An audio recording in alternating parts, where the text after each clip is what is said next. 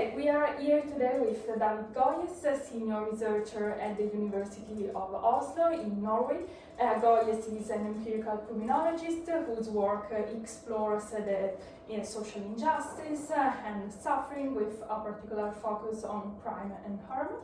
And his research covers a wide range of topics, including globalization and harm, environmental conflicts, colonization and imperialism, but also life course criminology and victimhood. He was named Critical Criminologist of the Year 2024 by the American Society of Criminology's Division on Critical Criminology and Social Justice, and has written several influential books and articles in the field of criminology. So, where do you come from, and how were your formative years, and did your background influence your academic and professional path? Well, thanks for inviting me for this conversation. I am from Colombia, from Bogota. And definitely my formative years were important for my research interests.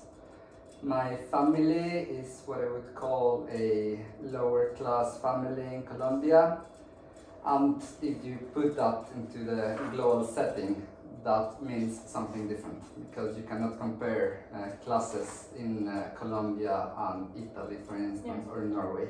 They mean something different. So in my case, or in the case of my family, that meant that we had rough periods in terms of not having enough to eat, for instance, so we depended on charity from the church and so on. But also because my parents, especially my mother, she comes from the countryside in Colombia, from a place called Pasto in Nariño. And that's where many indigenous peoples still live.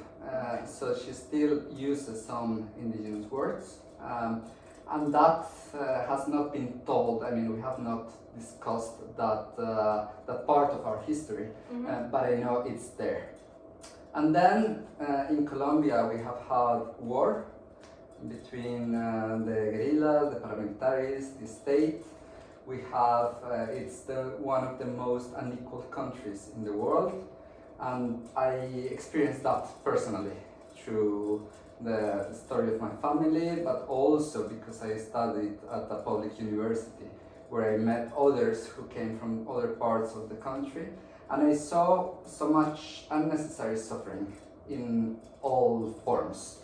So structural violence in the sense of people with no food, no possibility to study, excluded from the labor market, but I also witnessed direct violence in terms of the war that was undergoing during my formative years. Was also the presence of the cartels, the Cali cartel, the Medellin cartel, Pablo Escobar, and so on.